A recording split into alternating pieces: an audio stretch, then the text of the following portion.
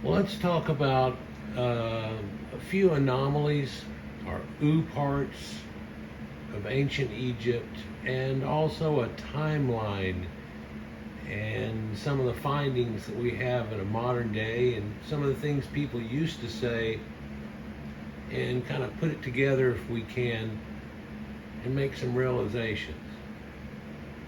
This right here on the left is a picture of a hollowed out ostrich egg, and they have carvings on it. Now, this isn't unique because they've found over a dozen of them, and in fact, this kept being done after this all the way up into the Ottoman Empire. There's a few that are found there, of course, getting more intricate with the carving over time somewhat. But one anomaly I want to show you before we get into secondary thought is this egg. And a lot of people made the connection that there are three stacked and line type of pyramid shapes right there. I know it's slightly different with them being a little more pointy, but come on. And other people pointed out also that ribbon over there on the right side that might just look like a stick or a snake or something actually mimics the Nile. And where you get that good bend at right there before it starts to shade dark towards the bottom is where all the cataracts are. And that bend that's right here on the left hand side, well, it's up here. This bend that I'm sitting in pretty much now is not there anymore. It's almost been made straight. But other people said that in the ancient of times, it was more over here, and the Nile has eaten its way to a straighter form than that right there. And above that, where it kicks and goes out, that's the delta. And the way that would look, and it's somewhat reminiscent of what we actually see. In fact, this lower part that's down here is not the best representation, but what somebody might do, especially if they took a trek all the way up there and stuff. You'd have to be pretty good on a map to know about how far you went this way and it turned and all that. But this is similar to that too, and it shows you quite a depth because we're going way up into Sudan there that we know of today, and farther even when you get the dark shadow. But there also we have the pyramids. There's three of them sitting on the delta. Anomalies that I see are different is, although the one on the left is a little smaller, one or two lines smaller than the others, when we look at it in relation, it's probably a little more than that. But then again, if you get over where the Nile is and you're looking back at it, it doesn't look like it's as small as it does in this pic, which it's in the background, so farther away. If you put it in the foreground, then it kind of fits in a different way. But in that same weirdness, on the top of this shell that you see here, there's almost a declination like a compass that a lot of you probably had a globe whenever you're a kid, and the globe on the top of it will have this thing that's half black and half white with all these declinations on it. Well, you can use that for all kinds of things, but you can use it for looking at what time of the day it is here, and then you can tell, well, if it's that time of day here, it's this time of day at the same time in another area that would be going down this other vertical line leading from the North Pole down, things like that. And so it's got this kind of depiction on the top of it, which is weird and unique. And there's also a blotch over here on the very left side of it that's just out of screen, and it's all cross-hatchy and dark, and people have said that looks like it's supposed to be Lake Moeris. But it's a little different, and people nowadays know that they had done some things to Lake Moeris and changed it. But what is this depicting? Because the extreme, right now we're all just fine with that, right? Like somebody depicted the pyramids. The only problem is we don't have any depictions of the pyramids that are correlated directly to it. It's one of the problems people have, and you know, I myself have even chalked it up just to, well, some of these things were made to be mysteries, and even though we were looking like they popped up like popcorn, that's not where it happened. And sure, they don't want to show you their secrets of how they're doing these things that we're still gobsmacked by today. And because of that not showing and telling the secret situation, we just are in awe of it still to this day. And I think it's still, if we found out, where people have pretty much realized that they did a spiral staircase around it, so there was a ramp up about a third of it, and then the rest of it becomes internal spiral staircases, and then they went backwards on the way out, filling themselves in.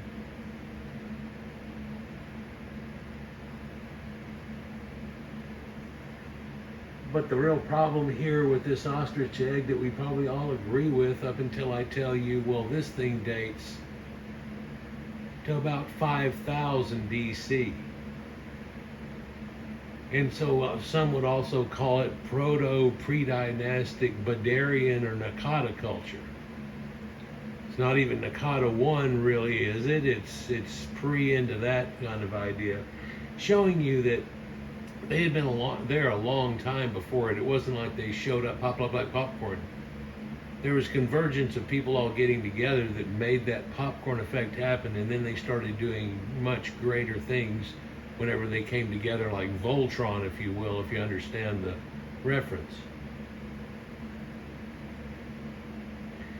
But just because this is about 5000 BC, they've already found earliest farming techniques and some other things going on, showing you it's about 7000 BC. And that's the earlier times there.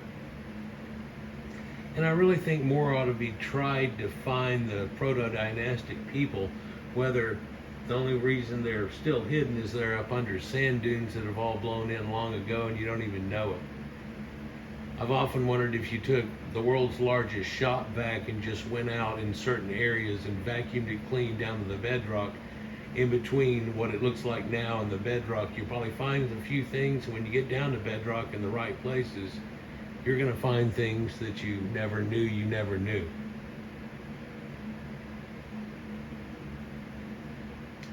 But what do y'all think? Is this a showing of the pyramids? Because they radiocarbon dated, and then because of the anomaly, they did it a few times and they found it, well, it puts it right in between here. Another thing I think is amazing is some of the earliest Egyptologists, where they had a lot of people behind them and helping them in the background and so on like that you don't really know so much about. But Flinders Petrie, whenever he first got on this and figured out, hey, here's people even before that time there, and this is before the burials, so there were natural sand burials, where we find people like Ginger, the blonde-haired pre-dynastic Ghibelline mummy that's been stabbed in the shoulder, had a bunch of tattoos on him, all kinds of stuff.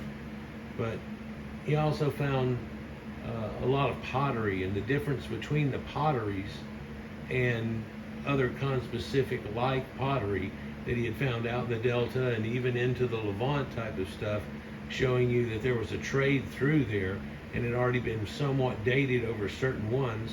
And then he found other pottery associated with that's not associated with the out of Levant type area. Was able to put two and two together and go, okay, well, this, I'm going to give this that same timeline and this, and then the way that he filled it in, it fits pretty good.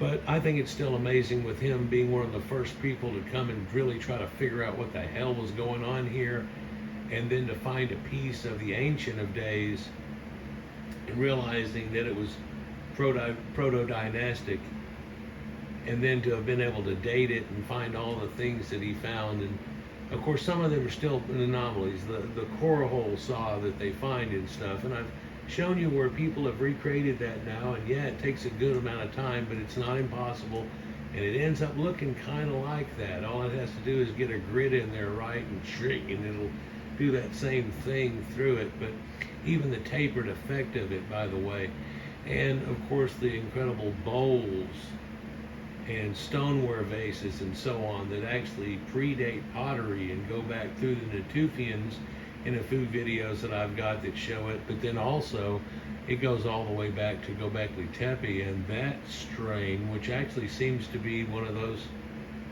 lost civilizations, even though I tell people with all that we know, if we put it all together and if you understood it and knew about it, the lost civilization is right in front of you. Egypt has so many things about it that if you just went through the common thing and watched a bunch of documentaries, you'd end up with a set of thoughts thinking they're about at some certain level, and that's fantastic. But then when you find out they had advanced geometry and a sacred geometry built on numbers that have to do with the size of the earth and the shape of things, from the little swirls of the snail all the way up to things that we look at, and even the Milky Way is kind of on this. They had this concept down where everything kind of fit together on the sacred numbers. Sumeria has the same thing going on too, and they actually predate by a few hundred years at least the Egyptian civilization at a point where you have the Sumerians at a point.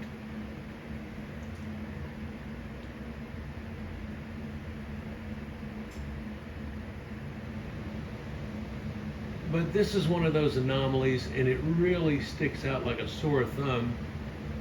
And again, there's 12, 14 more of these things and stuff, but none of them show 3 pyramids, and something that if you just had one of them, you'd be like, is that supposed to be a pyramid? Is that kind of like a little stepped up, chuck, what's going on there? But whenever they have 3 of them, and even though it's not quite as small as the other one, here it is, small as ever. A little smaller than the 2 on the right. And if we had that representation on the right where we're looking at it, you probably understand, well, maybe that looks a whole lot better. And more like it even, because it's kind of close to it, but not as tall. Just like it looks right now. But the one on the right, here, let's take this over here. With the one on the right, see how it's just so much lower? If we flipped it around and we had the camera over there, it would look like tallest, and then a hair smaller. But it kind of has that same look right now because of this 2 that we're looking at, Khafre and the Khufus pyramid. So now we go into a secondary part on this. I mean, we could just call it Anomaly 1 and go with it. But let's look at a collection of little things, and I'll talk about other ones that kind of go along with it. And maybe we can see that there are a few different anomalies. I've talked about some of these in other videos. But this is kind of a culmination, allow it to be kind of put together, if you will. So there's an anomaly situation here where the Egyptians did not document creating these pyramids. In fact, to be honest with you, although it always sounds pat and everything and kind of sounds like it, because the earliest tombs and those giant pyramids don't have any of the writing or drawings or anything like that in them, and it starts a little after, there's no verification whatsoever that it exactly goes with who.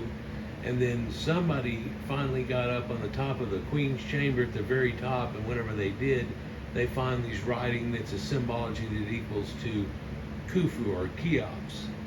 And so they've tagged it to him. And I kind of believe, with all the things that I've seen and everything, that could easily be possible. But did you know that one of the guys that looked at it back in the 80s was an expert on old paint and everything, and had been involved with a bunch of other things to it? And when we went there to it, he had already seen a bunch of Egyptian stuff, and then they went there, and in the process of him going into there, his supposed comment was that, oh, this is not near as old.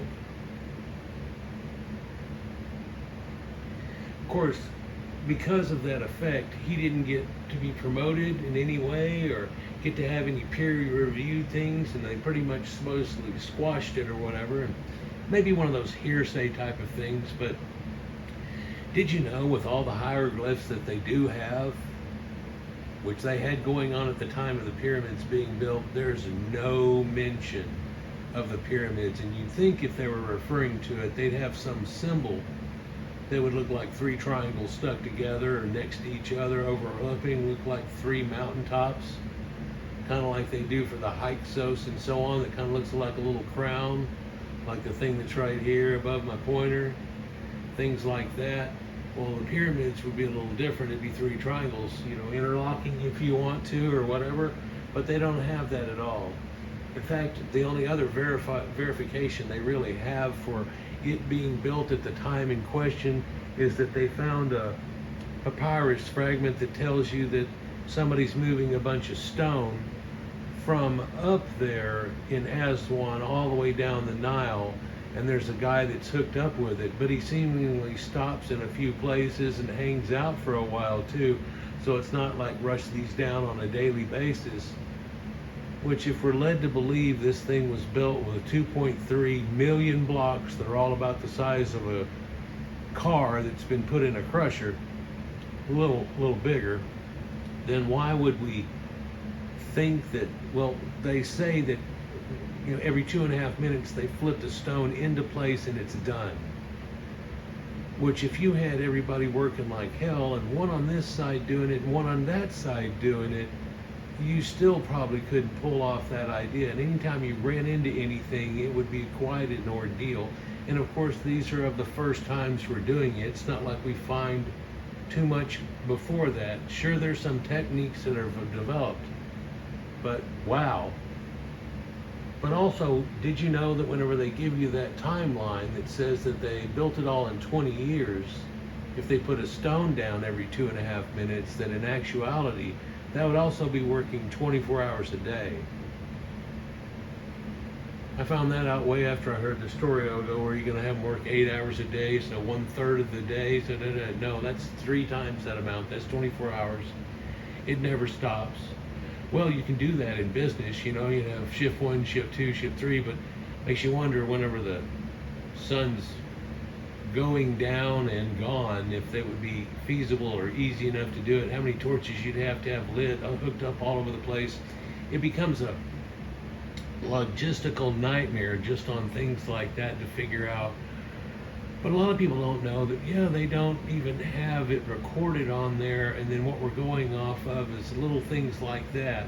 And also the Sphinx, whenever they say that, well, it's probably way older than it was or something, because right off the bat, just a few hundred years after supposedly it was built with Khafre and the temple and everything goes on with it, they're already doing reparations and doing stone for it and everything on the Sphinx. And so maybe it's a finishing off, a fixing of a tail or so on, but people use that concept as an idea that they're already fixing it that early. How come it needed to be helped out that quick? You look at it in the modern day today and it's got a whole new layer in the skin on most of it, but you can look at some of the older pictures and you can see how gouged and weathered it is. And that, and of course the pin around it, and people talk about the water weathering, but a long time ago whenever I heard that original concept, I was like, if it rained a lot more there, because when it rains right now on Giza, it ends up making little floods and it'll actually flood into that pit right there. It seems to be almost, it's going to do it. And if that does so, but it's not just water, but it's water full of grit sand that they've got there, that could easily etch a lot more than that you would think of normally. And so that'd lead to a little bit of it, but I've had another guy even apparently get a hold of that idea and go, this is deeper than that, it's a little stronger than that, it gouges a little bit deeper, a timeline. And I go, what if it was raining a lot harder then? Well, it would actually have to rain a lot harder than we are currently giving credit for in Egypt, whenever this thing was already cut and trenched out to where it could have that effect. And then if it did, it kept filling up with water, and 1/3 of the way was sand, and they'd have to get it all cleaned out and then clean it all out again. But you look at the history of it, and they almost seem like there are periods they totally neglect it, because, well, even in the dream stelae, they had to dig it back out of the sand. And then when we find our earliest depictions and talking about it, it's like it's buried up to its neck in sand. And then Napoleon comes along and bullshit, and it's buried up in sand. And it's like it just keeps happening over and over again. So, but the weird thing is the building of the pyramids, and whenever it shows they use sacred geometry built on things, just like this flower of life is that's showing here, and all kinds of dimensions. I've made mention before that it seems like if they were going to put all those dimensions in, and it's wider than it is tall by the same amount that the earth is wider than it is tall. People have made verifications on this, and if you want to freak out on the north is almost like perfect north, like how did they do this? Well, even the measurements I'm talking about now are within that, and that's not perfect range. Yeah, and so that's strange, but the sizes of them built into that leads it to where either you have one little pyramid and nobody can get in it, or you can't really do the things that you need to, or the next envelope of size where it fits in, whatever they're dividing by 4,320 or 432,000 and so on. You end up with, well, the next size that'll work good is right about the size of the Great Pyramid. The oddity here also is that the other two aren't based on this exact same thing, and it's different. And also the ones prior to this, and the Step Pyramid and the Red Pyramid and everything else that we'll look at in a second, is also not built on the exact same thing, but there is sacred geometry built into all of them. Even the Bent Pyramid, they try to get you to believe they made a mistake but went ahead and finished it, but then he went with another one, and that dude made 3. You start hearing things like this and you go, you don't have it down right, do you? I have an older vid, I guess it's almost 4 years old now, where a couple of experts have gotten into this, and with damnatio memoriae and the Manetho's list versus this and this, that, and the other, they think they could be off more than 410, 430 years worth of time once they get all back to this point where Narmer happens and the starting of Egypt and everything. But the anomaly there is that they've got some dating for that, and it seems to be rather close, although a little shy, you know, sitting in the bottom third rather than about the middle and things like that. So easily we could have some missing points there, and if we took all the possible missing points, it only adds up to like 430 years or something. But in that same effect, there's a timeline that's a little off.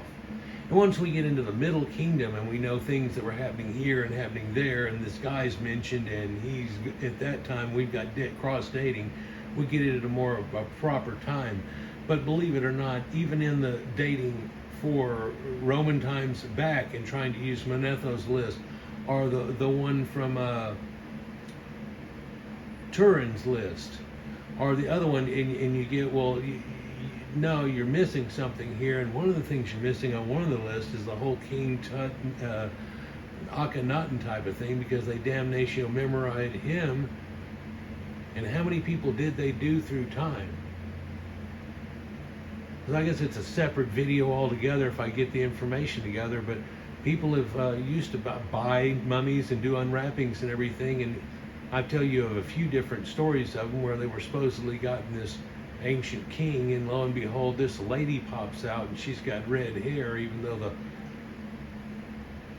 sarcophagus seems to say that this was probably a male, and it doesn't look like it even fit in it right. And he paid a good amount of money, so he was a little miffed, but everybody at the party was like, wow, you know, but still it was kind of miffing for him.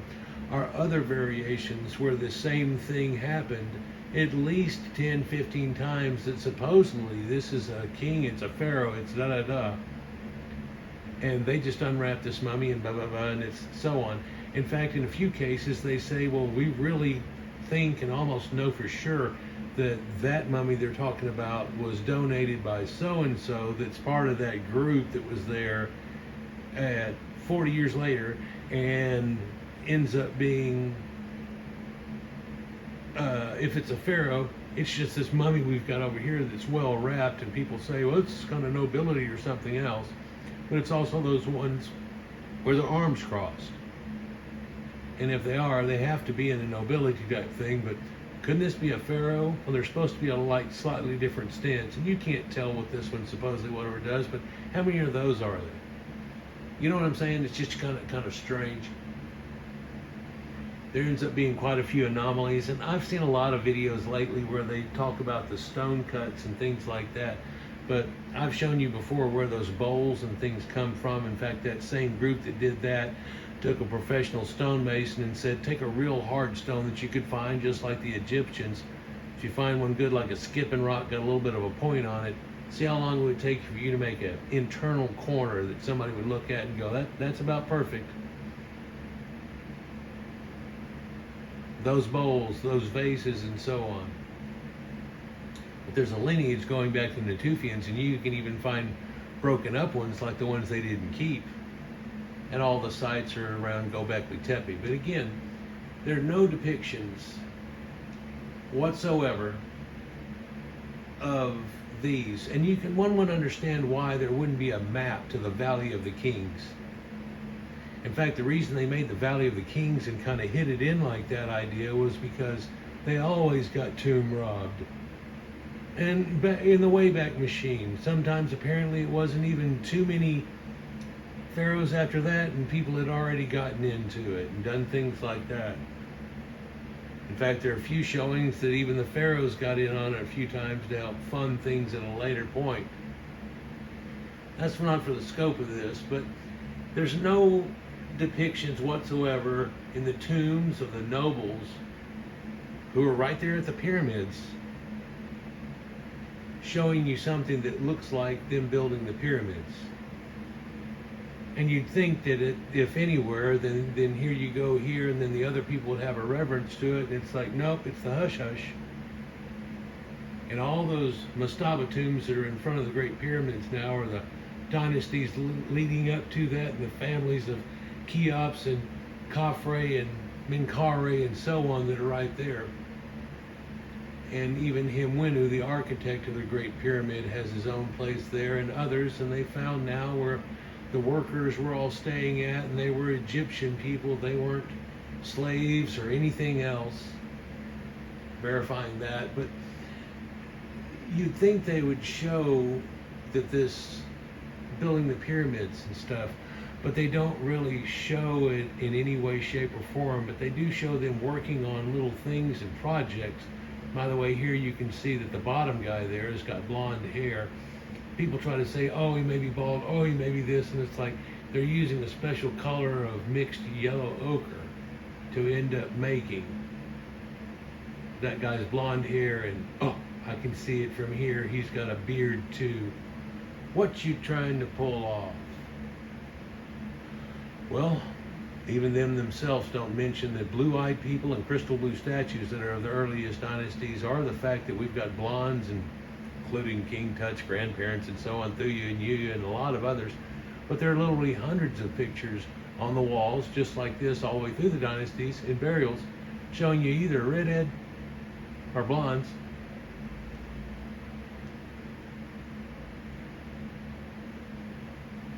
So it's one of these crazy things about these stone pyramids, is that they're like the first ever made. Well, they're not really. And the guy that's making this video is trying to say something like, well, those were already made, and then they came in and practiced a few times with these step pyramids. And this one actually right here has a mastaba built into it, like you had an extravagant mastaba, and then they turned around on top of it and built this pyramid idea of steps. And the Great Pyramid's got a little bit of its frosted cap on the top, almost looking like snow on a mountaintop. But they all used to be pretty much solided off, and a lot of these other ones are shown that after they did this type of loose interior work, they did some incredible custom work on the outside of it to make it to where it was just smooth and so on. So all these different pyramids, the bent, and it all leads up into the Great Pyramids, and they are of the most precise giant structures ever built. I mean, there are scientists that have gotten behind this, and people all the way back in ancient times were marveled over it right off the bat. And there are signs that they found sacred geometry and so on. And one of the people is Isaac Newton, and he had these ideas off of the measurements that went into it. And of course, he's a mathematician, so he started going, you know, I see that number here, and I'm wondering what the hell they're doing back then, making a gigantic structure with these numbers in it. What the hell's going on here?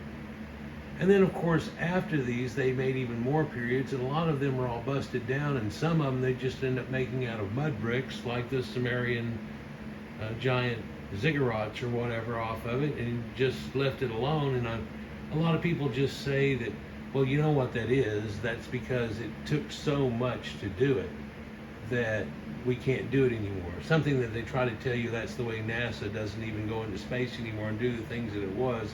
And it was an egregious expense whenever we did it. Till you find out NASA's doing a whole bunch of other things. And then we've got people like Elon Musk and everybody that's pretty much filling in and making it happen. Finally, after a long time, but then again, some people look at it as the, Challenger and shuttle disasters that happened that take a break rather than take it head on. Here's another picture showing you at the very top in the middle guy there that's throwing at a fire or whatever. That's actually a red-headed guy. And then down here right above, they do talk about making those, the newer pyramids with the bricks, because even in pictures like this, they're showing they're making a whole lot of bricks and doing this, that, and the other. And what's that for? Well, it's for this pyramid that was later. So they finally start talking about it. They don't talk about the stonework. And that's got this guy going, aha, and of course a lot of people go, aliens, instead of giving Caucasians credit, because we're still dumbfounded to what even went on. But that dude right above they do is blonde hair, and the dude below it at the end that's just barely got the tip of his head sticking up there in that bottom left-hand corner there is also blonde. And of course there's red ochre males and pale women. And that's the same as in the Greeks and Minoans and Etruscans and all kinds of people all around the Mediterranean and through the Middle East and stuff. So there's no confusion about who these are, or that they must have been a brown people. Like when they talk about the Indians and they go, oh, they were the red-skinned people.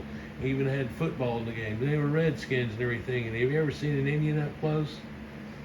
There are strains of them that have darker skin and so on, but that's not what even the deal was about in the first place. And most Indians, or Amerindian, or whichever way you refer to it, don't have that tone. A lot of Mexicans do, and people getting around the equator and all of that and into the top of South America will have that effect. But it's not really evident in the North Americans, but that's where the Redskins are. Oh, and by the way, the Blackfoot tribe, they didn't have black feet.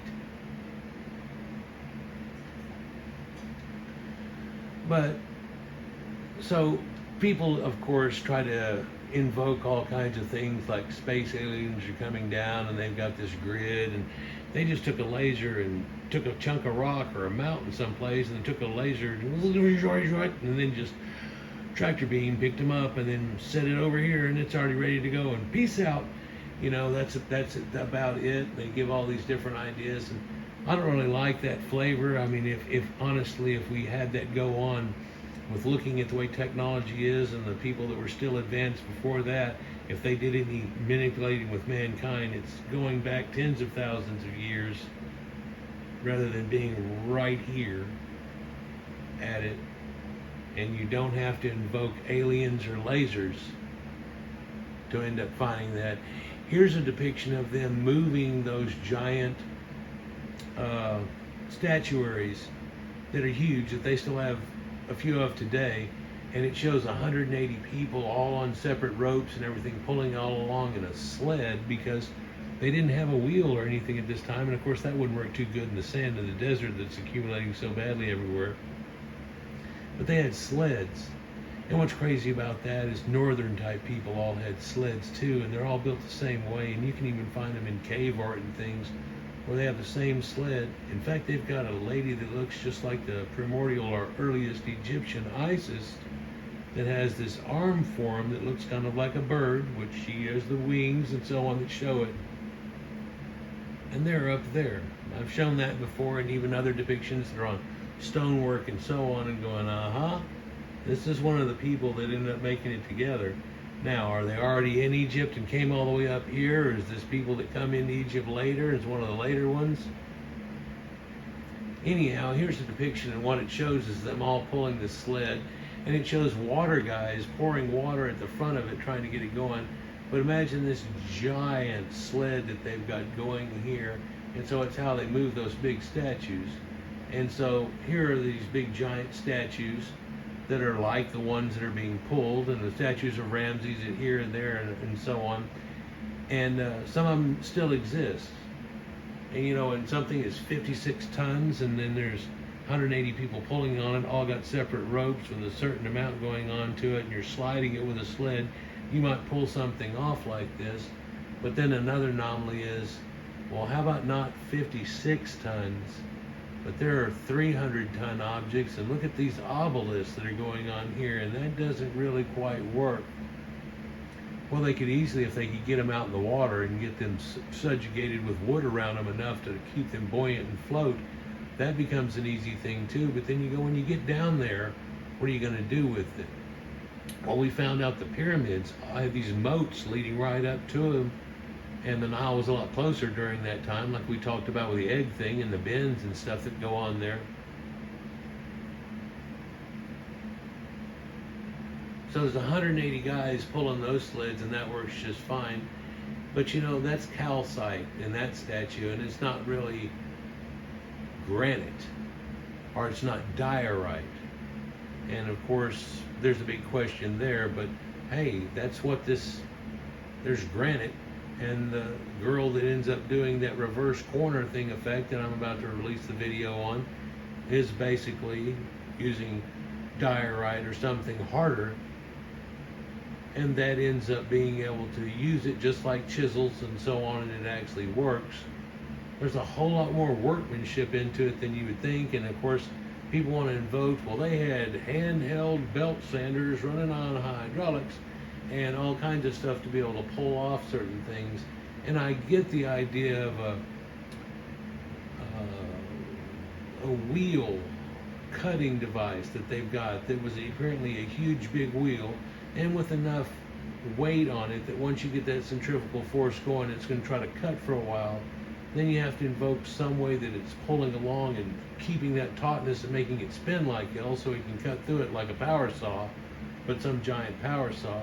And the only thing I came up with is if they have counterweights built into the pyramid in that first third, in that great hallway coming up, and then if they let loose one of those heavy stones that's all attached to ropes and everything as it's pulling, is that like a kid pulling a top, whee, gets that other one going for them. So you can use that fine, but then after the pyramid's built and that's not accessible, how do they do it to the other ones? Because some of the other ones don't even have that gallery in the same way and all this other stuff, so some of it doesn't make sense. And of course you could say, well, they built a giant seesaw of da-da-da, and they took it back apart again, but we don't even have depictions of this concept or any ideas. But to smooth off rock at this level right here, do the workmanship is just, it's beyond incredible. It really is. And they show you them wedging off these rocks, and they squirt them off pretty good, and that's about the size of the ones in the pyramid right here. And that's like, well, there's 56 tons right there in it as the bigger ones that are in there. Well, how would you end up doing 1,000 tons? Like, could you get enough ropes around it to end up working out? And it seemed like you might get it to fit in on the 180 people trying to do a 56-ton object. But then, what's the difference between 56 and 1,000? You'd have to ramp it up effectively. Oh my, no. How does that work? Well, one neat thing people don't give credit for is there could be a counterbalance. And if you had another rock about the same size as this one, then almost like that seesaw effect, it doesn't take too much weight to lift and do things like that. But then again, once we get it up in the hundreds of tons, it starts to become extremely unfeasible. And then they say, well, they're not just pulling it along, they're pulling it up a 7 or 8 degree gradient on a ramp. They'd be like, okay, you lost it there. It doesn't work. How could they be putting that much in? It's just, and where are they all standing at if they're all that? Do the ropes run off of it? They're trying to pull. That's too much angle. Once it gets up to a certain point, you can't do that correctly. There's not all these counterpoints. There must have been posts built in places, and they double bent around those and tried to make a makeshift block and tackle concept, but we don't see any things like that. And there's a bunch of things missing, but then again, that's why it's a mystery, and that's why we're still freaking out about it, isn't it? So again, yeah, working on a sled, trying to do that with things, but then whenever you get to the point of like some of those giant obelisks and like, okay, how'd they move that? Shows you they also didn't show their ships. They showed kind of this regular old ship, and they had the solar barge, and they had this, that, and the other, and some of their depiction shows a thing that's like doubled up big and almost looks like a galleon Phoenician ship kind of thing. But then if one of these things is going to hold one of these 56-ton rocks onto it, it's got to have a better berth and everything on it than any of those that we're looking at. And that old solar barge wouldn't put on one there. You put one on there and it just whop and go right up under the water. What are you going to do? How are you going to pull it off?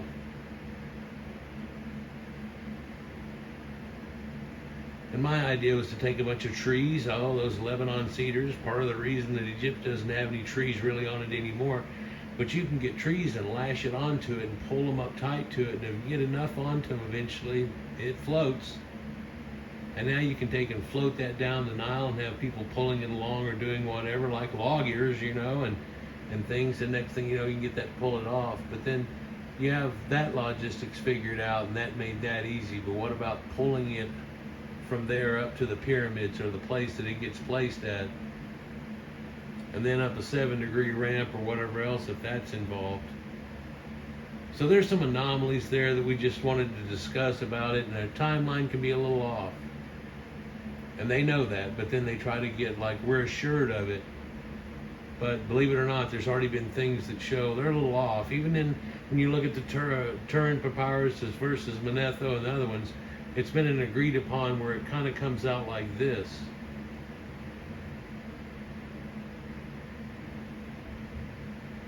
But then there's an eggshell that dates thousands of years before that and looks like they got 3 pyramids there. And of course, this has caused people to say aliens came down and stole an ostrich and then lasers and made everything. And I still say they just don't give enough credit to the people. But then again, if you want to find a lost civilization, quite often with those and the Sumerians, a lot of people around the Fertile Crescent, you're looking at them. Because when I grew up, they told you they were at this level and so on, and then once you get into it, you're like, what?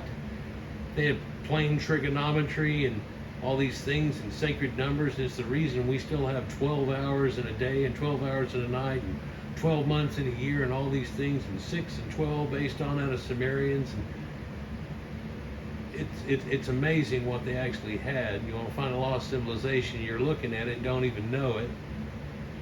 But then we have found other ones too, and I guess the great one that we know of right now, oldest known so far, is right at the end of the last ice age, Göbekli Tepe, and what they call Tastepeller sites. Because there's like 14 of them. And by the way, one of the sites over here, they know there's 2 others that are close to it that are not mentioned so far, and on the far western side, there's one there that supposedly there's probably 2 more next to it. So we can get up in the 20s of these cities with these incredible astrology-built, Stonehenge-looking things with bas-relief animals all over them and things.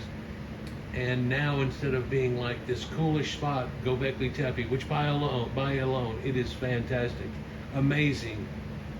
But then whenever you find 14, 16, 18, 20 of these places around, you realize that this is an ancient empire that went on coming out of the last ice age. And then we seem to have a few thousand years gap before we really see much more of that again. There are some places that will show it, you know, and the ancient city of Jericho and a few other places that are going on. But we also find those sometimes because they got ruined.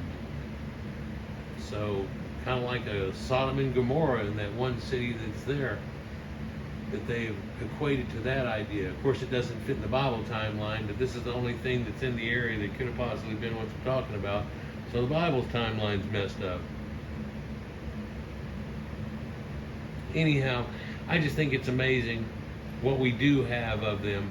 The fact that they made these insoluble paints that really last so long that we can actually make things make sense to us and see things a little bit better.